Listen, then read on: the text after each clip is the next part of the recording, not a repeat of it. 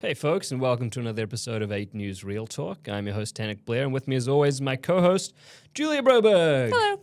As always, we want to thank our sponsor for the show, Christopher Newport University, and thank all of our viewers for watching on WRIC+, WRIC.com, smart TV app, and free to download. All the places. Facebook, YouTube, You guys cetera, are awesome. cetera.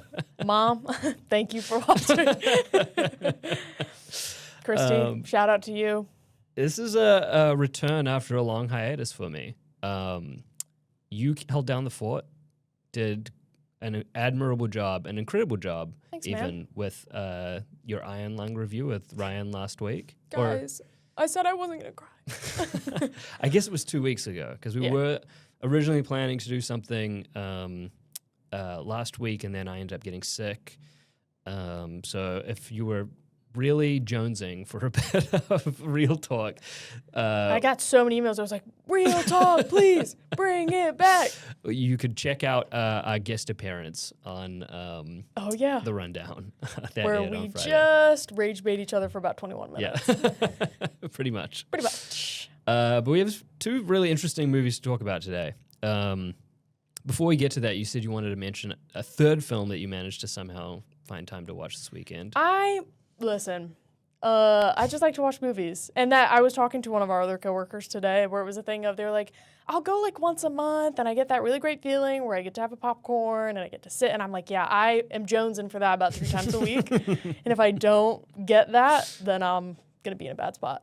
I saw Good Luck, Have Fun, Don't Die, which is a new Gore Verbinski movie with Sam Rockwell.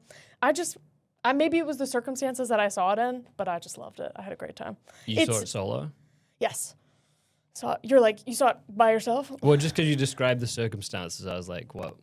By myself. You're like, it sounds like you had a great time by yourself. Yeah. Look, sometimes I just need, after a long week, I need a little reset, and I don't have to obviously we're all silent during a movie, but if you're with someone, you're making little jokes here and there. Sometimes I just need to have a solitary viewing experience. Right. And I gave it 5 stars. It's not a 5-star movie, but my experience was such that I would give it 5 stars, and I would tell everybody to go see it. All right. Because Sam Rockwell, it's a beautiful thing to watch Sam Rockwell run around and be crazy. I love it. It's true. It's one of my favorite genres ever. Agreed. The moving camera was invented for Sam Rockwell to do crazy stuff in front of it. Sam Rottweiler. Who's Sam Rottweiler? Oh, you've not heard of Sam Rottweiler? That doesn't exist. I was making fun of reference. You almost mispronouncing. Oh, right. Okay.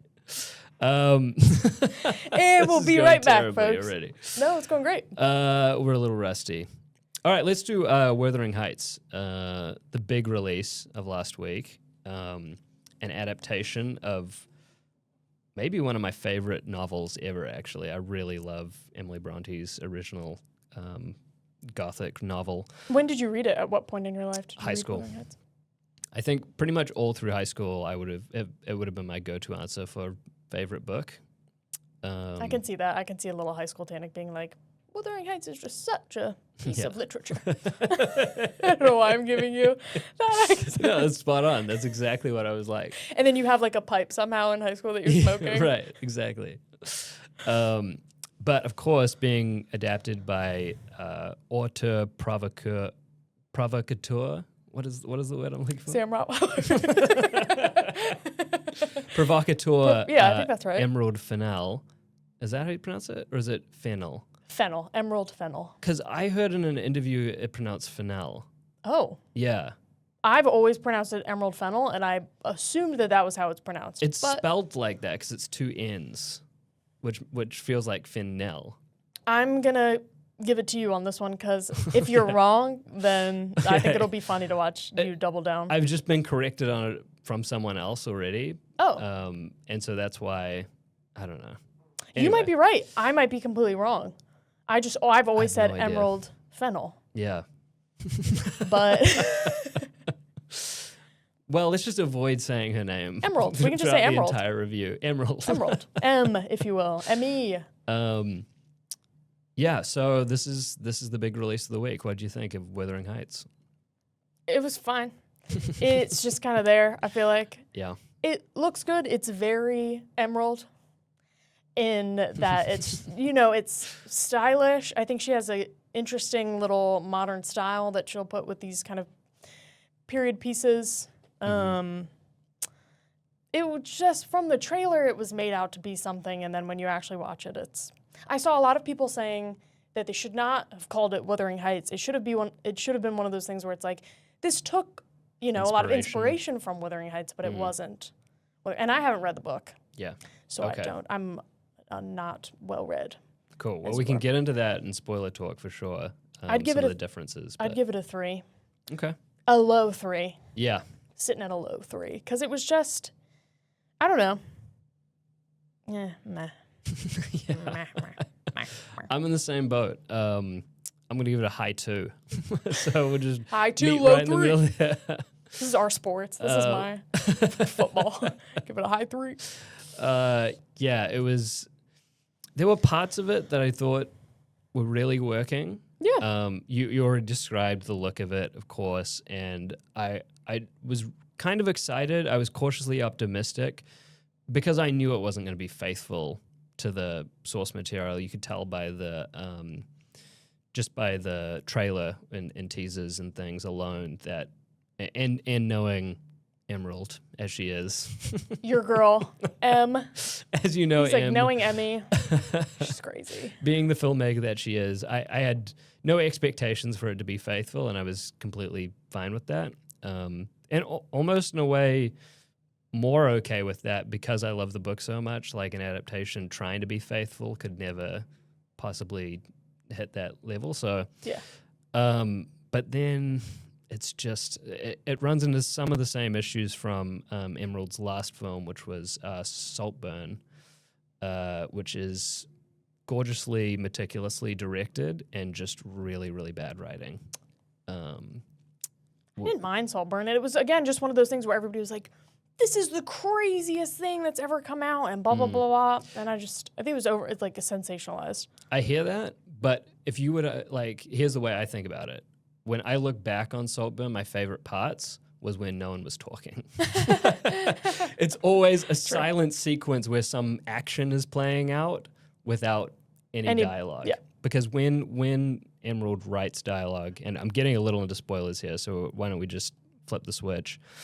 When she writes her dialogue, it feels very much, and especially in the case of Wuthering Heights, but also in Saltburn, I think, it feels like a first-year film student writing edgy dialogue or writing their approximation of what Tarantino does with dialogue or something, where two characters who seem, if they're in a period piece or something, speak very contemporary and very modern.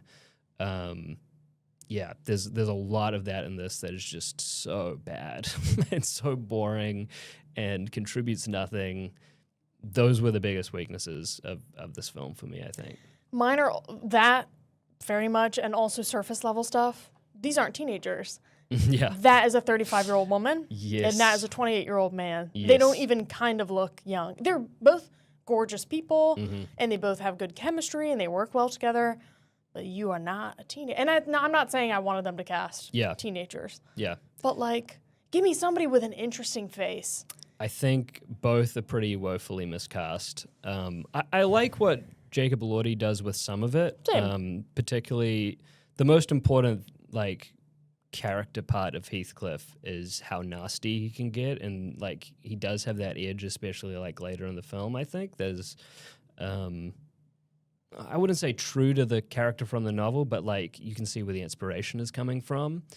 But Margot Robbie is woefully miscast as Catherine. And I like Margot Robbie. I think she's a good performer. I think she does well with a lot of material she's given, and she's doing the best that she can, but it's just not...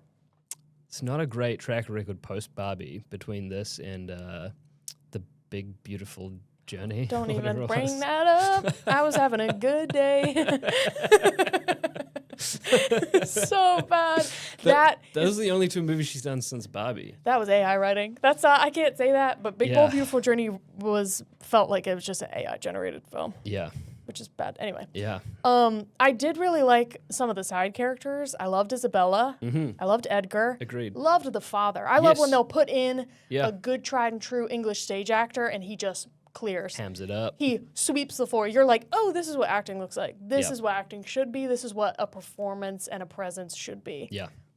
When she Agreed. comes in and he's in the dark and he's aged and he's disgusting. Yeah, that's the direction as well. That's Yeah. the incredible makeup effects and the costuming and the set design, production, the lighting, the way she chooses to shoot everything. It's so well done. I just wish she would have, if not someone else entirely writing other scripts for her, like at least bring in a writing partner or someone who knows that how can to, be like, how to "Ooh, write good put it down." dialogue. Have you ever seen that? I forget what miniseries it's from, but it's the girl writing in like the pew and she grabs it and like puts it down. Do you know what I'm talking about? No, Okay. Well, I'll show you. you show I'll me show you after. afterwards. But it's so funny, and that's how I feel. She should have somebody to just be like, put the pen down. Yeah.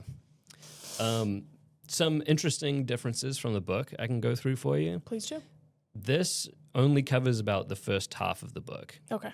In the actual book, well, for one thing, it's famously debated as to whether or not the quote unquote romance of Heathcliff and Catherine is even a romance.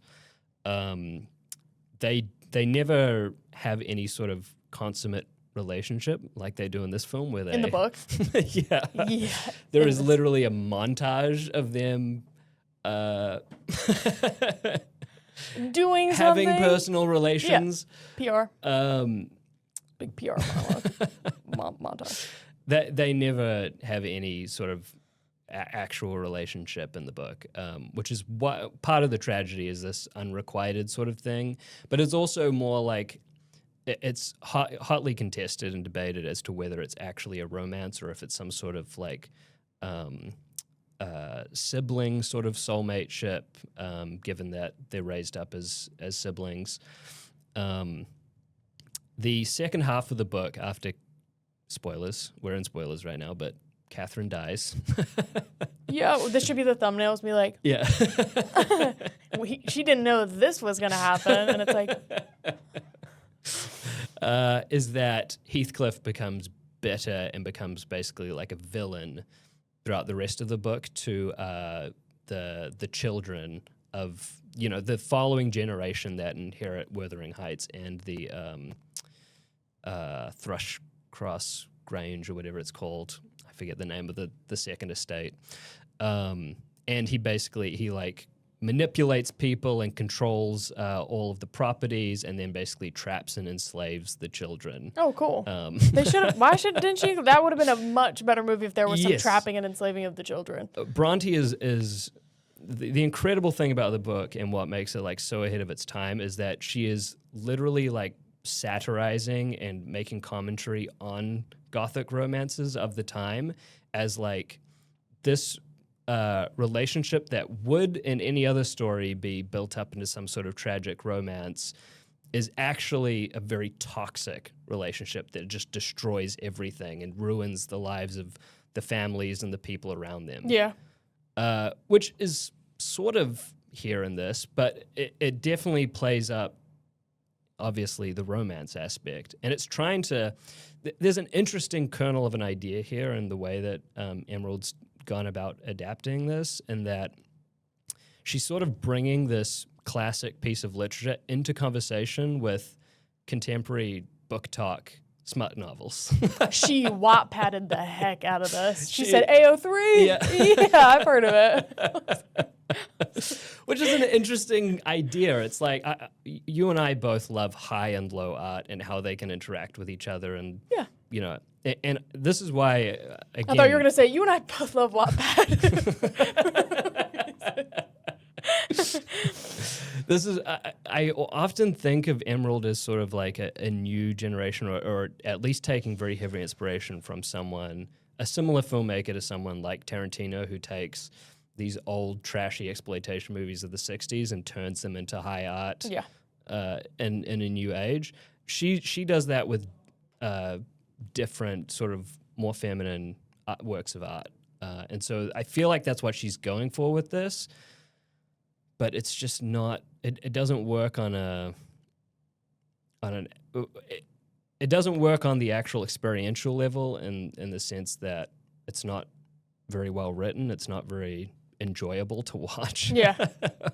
I'm just imagining you sitting in the theater, and then when it gets to the PR montage, you're like, this wasn't in the book. They never had a consummate relationship in the book. So I don't know what this whole... For 30 minutes, you're like, no. But I knew that was coming because Yeah. I'd seen the teaser and the trailer, and so I was totally ready for that. But I was waiting to see, but why is she changing it? Like, Yeah. what is she trying to say about it? What in the context of what Wuthering Heights represents or what that story is telling? What is she changing? What is she trying to tell us? And it seems like the way it's handled here, whatever her intentions may have been, it just seems like, oh, I'm just trying to make a smutty thing that, people who like book talk will go see. Yeah.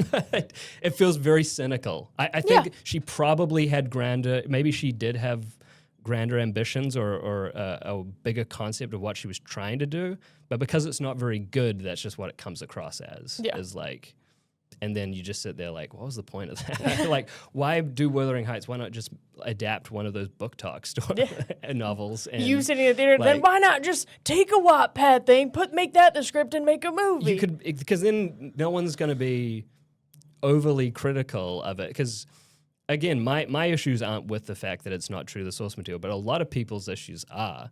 Like that's where I'm seeing a lot of the complaints on reviews and things online is people who are upset that it seems like she doesn't get the book. Yeah. And it's like, if she had just adapted something that was more in line with what she wanted to do, then people wouldn't be So up so in harsh arms. on it. Yeah. So the moral of your critique is that we need to make more Wattpad movies. Absolutely. More AO3 Please. based. You're like, please, I'm begging you. You're like, I have a couple that we could adapt. I'm gonna stop making this joke. But especially, never mind. You know what I'm gonna say, and you can cut it if you want to cut it. Okay. But I would hate to see what you're searching Jacob Elordi on. Wattpad. Yeah. After my Frankenstein After your review. Frankenstein review. I thought. I mean, again, for a long time, Jacob Elordi was never really my. Frankenstein turned it around for me. In this movie, I was like, he looks pretty good. Yeah. The gold tooth and the earring. You know me. I love a gold tooth. I love a dirty missing tooth that is gold. Oh my gosh. Yeah, there's a lot of other differences with the book. There's a lot of characters that don't exist. Edgar bullies Heathcliff when they're younger as well. He's actually not just like a saint like he is in this. Oh. And Catherine's father is not so obviously bad and terrible. Like he's more of a complicated character. He's actually very kind to Heathcliff. It's sort of mentioned in here that he like saves Heathcliff like as an orphaned like kid. Who is also, this is something else that the film does that I'm sure people are criticizing it for. Heathcliff is not white in the book. Yeah. He is of some mixed unknown origin, ethnicity. So the literal whitewashing of Heathcliff for the audience that Emerald is pandering to is another issue with why not just... Why adapt Wuthering Heights if you're not going to include these like extra Very things that important. just build upon the themes Foundational. and the Also, the whole thing of Jacob Elordi trying to be this very seductive, and he's got that Yorkshire accent where he's like, "I love you, but what are we gonna do?" And I'm like, just take your shirt off. Like, why are we doing a Yorkshire accent while he's bales of hay being thrown? What's going on? Yeah. Anyway, that was really, my friend and I could not stop doing really bad Yorkshire accents after this in a seductive way. Yeah, so there you go. That's Wuthering Heights. Is there anything else you want to add? I think I've said my piece. I think so too. I think I've said my Wattpad fanfiction piece. Agreed. All right, well, we'll take a quick break and we'll be right back.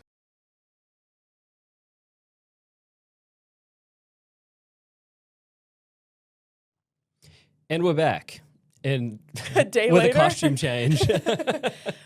Guys, the budget for Real Talk is increasing. Yeah, And so we that's right. We're having figured- costume changes with every episode now. Yeah. Like a Beyonce concert. Hold on, let's get your feather crown. That fell off. That's right. Your bedazzled feather crown fell off. People have compared this as the Beyonce concert of movie review shows.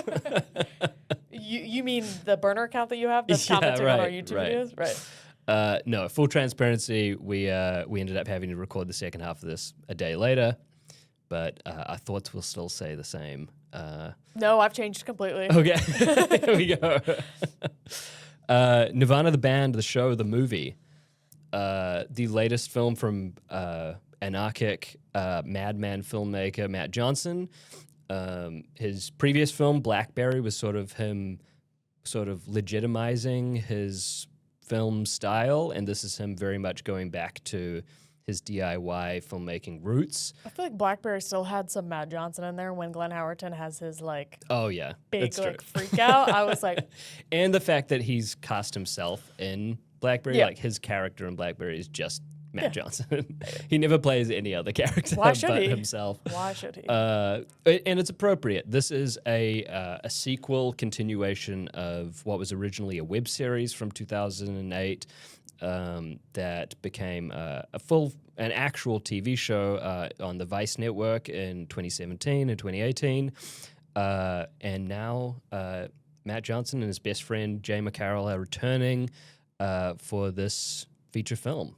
What did you think of Nirvana, the band, the show, the movie? I enjoyed it. I had a great time. I didn't know that this was happening until I didn't know this was happening until you like told me about it and were like, Yep. we have to see this weekend. I had a friend in college that showed me a couple episodes of the TV show. I never saw the web series. And I just thought, I just find it very endearing when it's like two goofy guys that are just making the most out of their silliness. And Yeah. I said this in our previous attempt, but it just took me back to like the days of making home videos with my brothers. Yeah. Because the idea that these two guys could find a way to capitalize on it and make it such a fun thing for such a large group of people makes me so happy. So I would give it, I don't know, I gave it a 4. I don't know, I'd give it a 5. Yeah, go for it. I had a great time. They lost me. Nope, that's spoilers. So Okay, never we'll get there in a mind. second. How do you feel? Yeah, I feel the same way. What you were just describing of that like home movie sort of aspect to it is that they've maintained that even as legitimate as Matt Johnson has become, and how big his filmography is becoming, and how he's getting.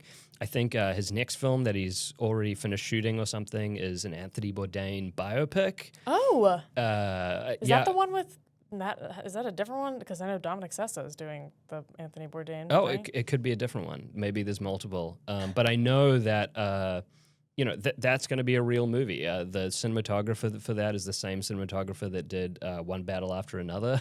Like, Whoa. he is working with real film crews for this and Blackberry. He casts himself as Anthony Bourdain, but yeah. like the Matt Johnson version of Anthony Yeah, Bourdain. but he hasn't lost any of that spirit and the fact that they can still make what feels like a home movie, and then sneakily have so much craft, which we'll get into in spoilers. But this is such a well-made movie, and it has so many things going on under the hood that makes it really, really special. There's not really anything like this that I can think of off the top of my head. And so I think a 5 is totally warranted. I'm going to stick with 4 just because I'm trying to reserve that 5 spot for really, really special, something with a little bit more filmmaking meaning to it. I don't know. But I don't know. I'm right on the edge with you. Like, because everything I just prefaced with is warranting a 5 star. So I don't know. Check the web story, and whatever I've put there is my actual star rating. Now you're becoming me. 'Cause Yeah, I know. I'll We'll change it switch after the between- fact. throughout We'll an edit. episode. There'll be like a weird cut, and then like awkwardly like a voiceover, me going 5 stars over Over what you I'm going saying. like, Yeah. but it's like drawn out to cover your whole Exactly. whatever you were saying. I like that idea. All right, let's get into spoilers though, because there's a lot to talk about with this movie. I already mentioned that this started out as a web series in 2008.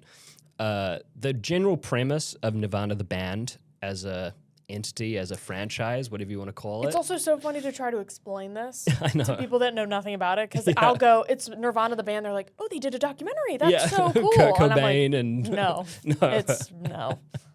That's part of the joke, is the fact that they play very loosely with copyright law, and they did so with the web series because they never monetized it.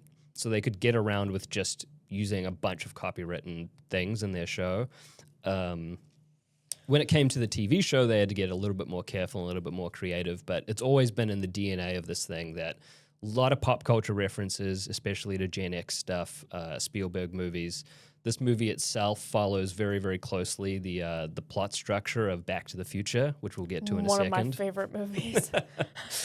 I actually love Back to the Future, but yeah, famously one of your hot takes is not being a fan. But the basic concept is that there are these two guys that have a band that they've named Nirvana the band.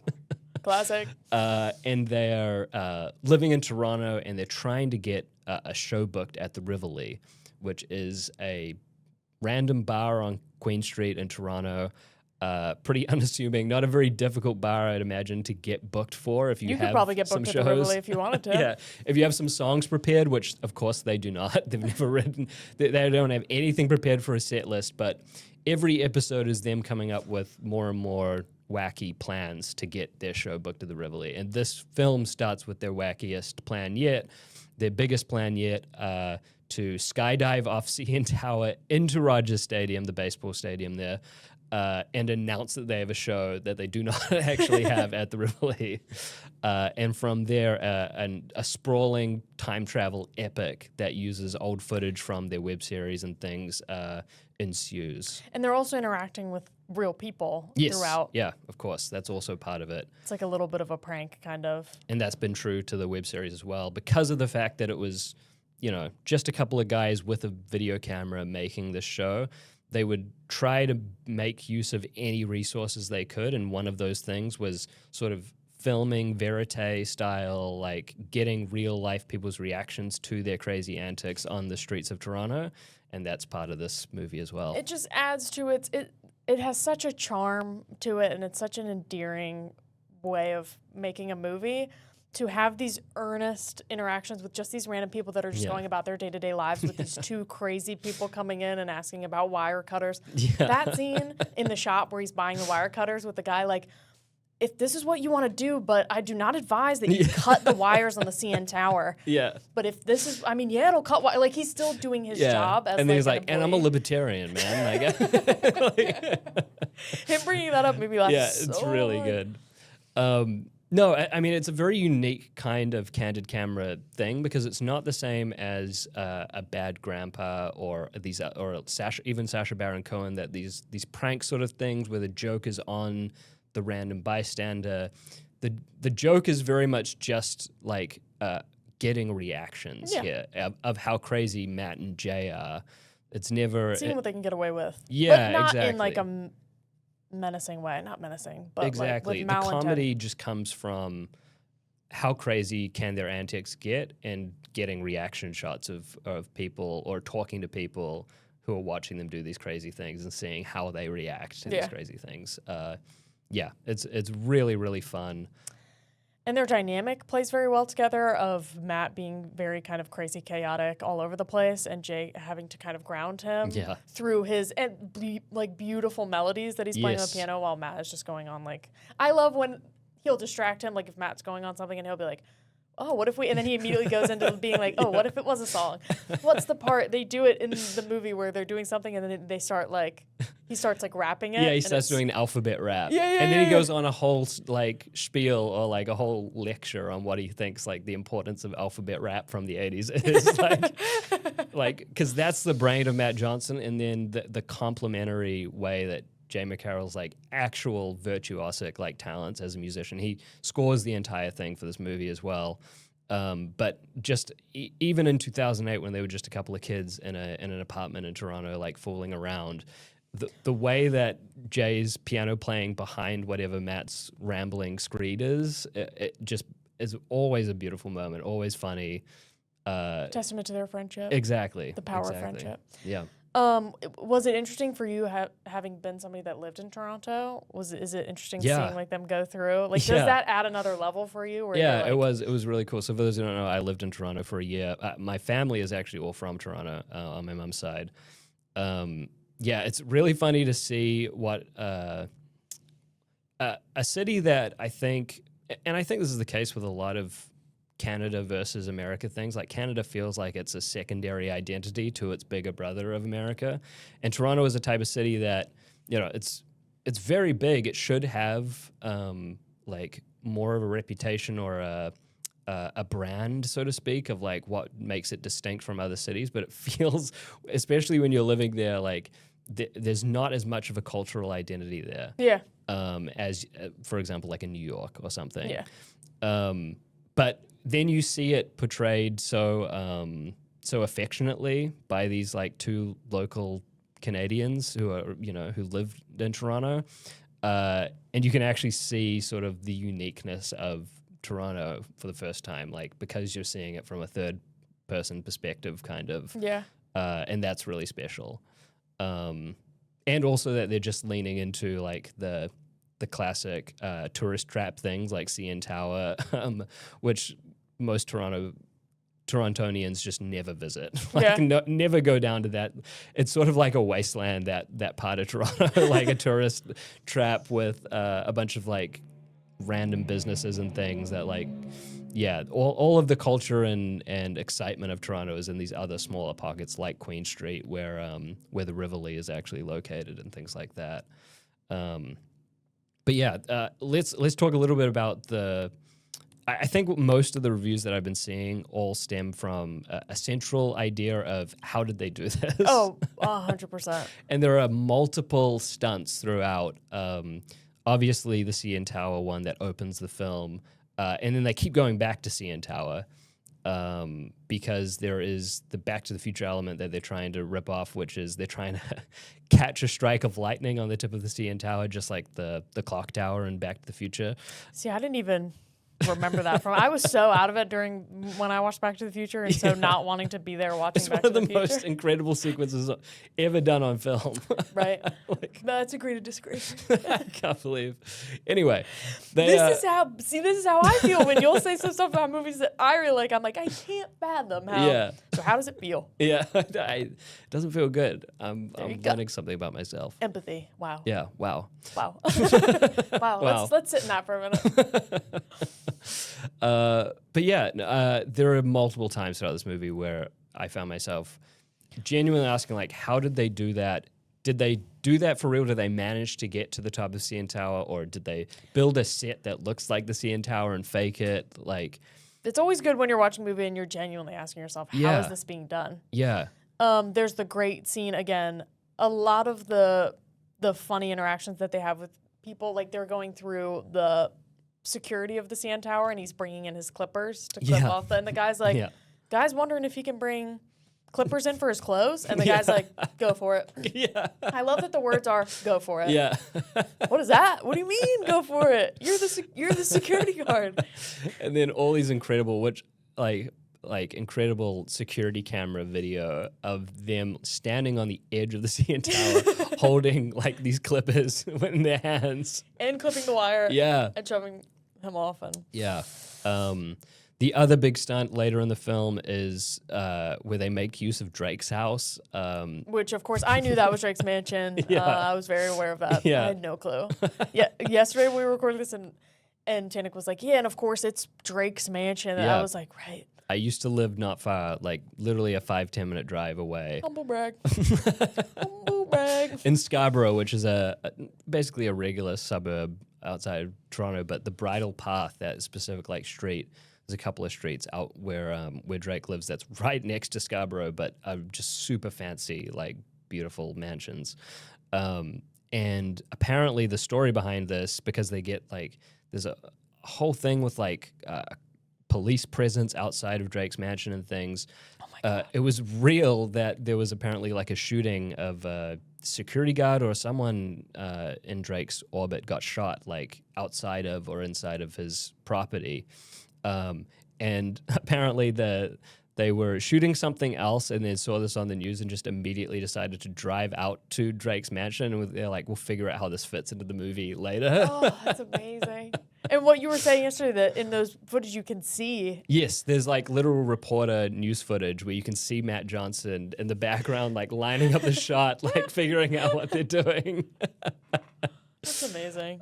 Makes me respect him even more. Yeah, there are so many aspects of that where you can tell that there was something big happening in Toronto, and they figured like this is an opportunity to, because in a way, Drake's mansion is a tourist landmark of Toronto, and like We've finding all a been. way to incorporate that somehow into the story is just, it shows the creativity on display there. Not to, and then to also have one of the best gags of the film being, you know, Jay is in an alternate timeline. Jay becomes as successful as Drake, and he's actually the one living in that mansion as part of the story. And then one of the best jokes in the movie is, why do the police show up at Drake's mansion? Because Jay ends up shooting someone in the head by accident. And like one of the most sudden like bursts of violence that like just It got the biggest laugh out of you in the theater. Yeah, that between that and then of course the reveal where a classic cliche of time travel movies is when the time travelers realize they've gone back in time or gone forward in time or whatever.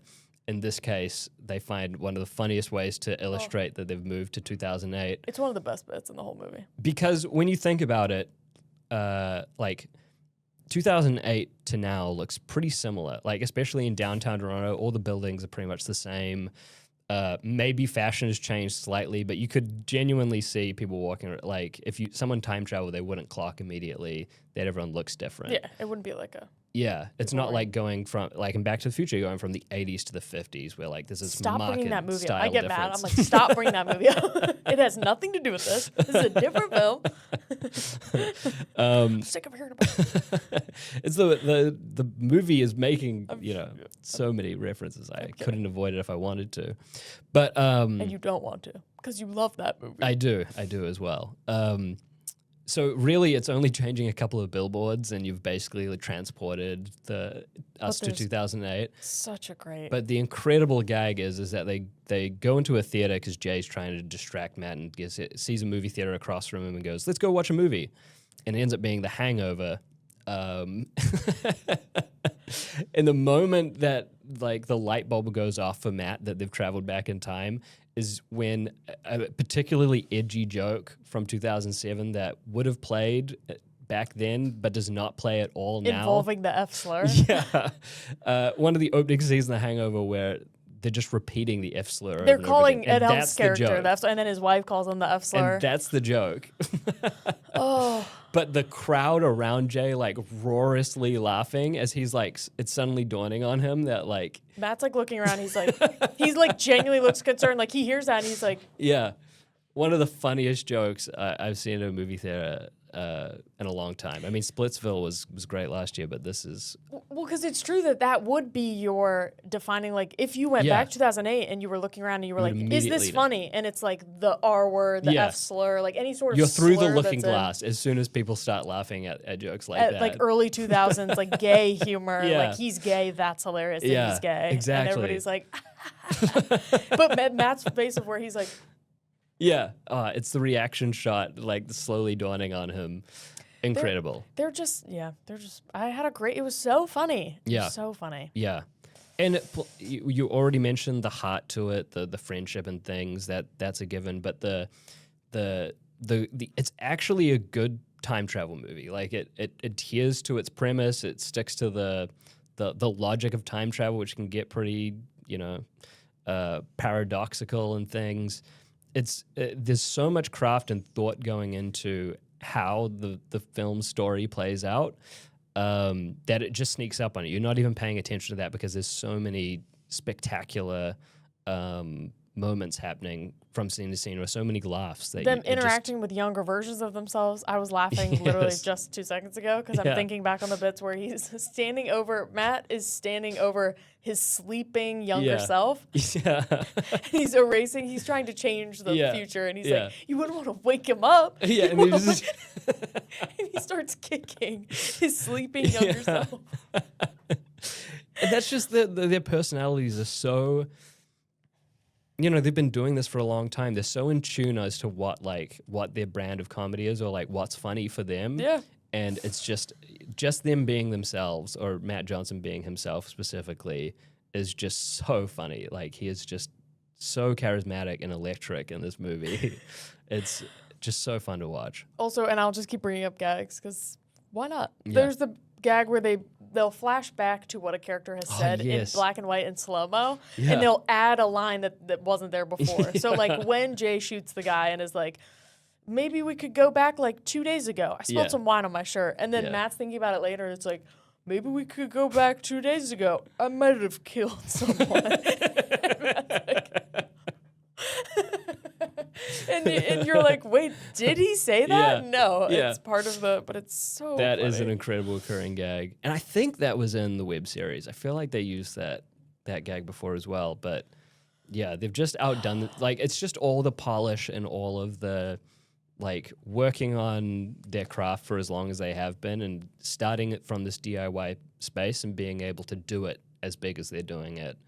It's just an absolute pleasure to see. So, also, I'd be remiss if I didn't mention that Jay McCarroll has aged like a fine wine. And Matt Johnson is very cute as well. There's two absolute cuties. They really are. Yeah. They're both very cute. Yeah, especially, yeah, I hear what you're saying about Jay McCarroll, though. Takes like to bring back to Jay McCarroll's looks. I Yeah. really want to talk about We that. already talked about James Elordi, but Jacob Elordi, sorry, but James? Who's James? That's what he's named the cardboard cutout that's in his apartment. right. For copyright reasons. copyright it's reasons. James Yeah. Elordi. Right. Gotcha, Tannock. Free Right. use. It falls under free use. Wow. All right. Well, that's it. Nirvana, the band, the movie, the show, the The phenomenon. phenomenon. I think I stole that one from you. Oh, well, But yeah, incredible. We recommend it a little bit softer on Wuthering Heights, perhaps. Oh, I mean, I'm not gonna say don't go see Wuthering Heights, Yeah. but like it's not. You know what you're in for if you've seen Yeah. the trailer and things. I would maybe if you don't want to like pay $20 for a movie ticket to go see it. I think that's fine. Yeah. If you want to wait till it comes out for like $6, that's probably okay. Yeah. Yeah, or for sure. never mind. But see Nirvana, the band, the show, the movie as soon as possible. Yes. Anywhere you can. We were very lucky. At first, it didn't look like it was coming to Richmond. And then, like a week before, I saw it pop up at a couple of theaters. And I was like, we got to go. Have So, to. And then thank God. I mean, and thank you for taking me along on that journey. of course. I appreciate it. All right, folks. Thank you for tuning in. Thank you to our sponsor, Christopher Newport University.